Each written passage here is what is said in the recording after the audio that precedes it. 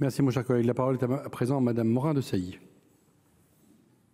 Oui, à ce stade, Monsieur le Président, je voudrais moi-même remercier l'ensemble des collègues sur ces bancs au Sénat, notre Assemblée qui s'est tant impliquée depuis tant d'années pour la défense, la promotion de l'audiovisuel public.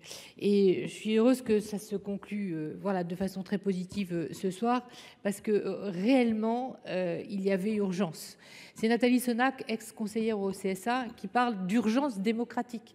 Et quand on mesure les travaux que nous avons réalisés sur les ingérences étrangères, quand on lit les conclusions des États généraux de l'information, on mesure à quel point un audiovisuel public de qualité, qui traite l'information de manière différenciée et qui surtout combat aussi la désinformation en France et à travers le monde, est tout à fait essentiel, plus que jamais. Nous sommes dans une guerre de l'information et c'est important d'avoir les outils de réponse à ces nouveaux combats qui peuvent être tout à fait délétères. Alors moi, je me réjouis que ce soir, comme l'a dit Cédric Vial, eh bien, les entreprises de l'audiovisuel public commencent à être soulagées de savoir qu'elles vont pouvoir poursuivre leur mission, ce qui ne les dédouane absolument pas d'ailleurs, de continuer à réfléchir avec nous à leur mission, au cœur de leur mission, et donnons du sens aussi aux travaux qui vont s'engager dans les semaines et mois à venir, nous l'espérons.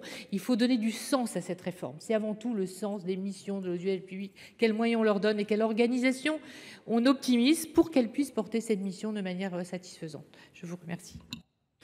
Merci, chers collègues.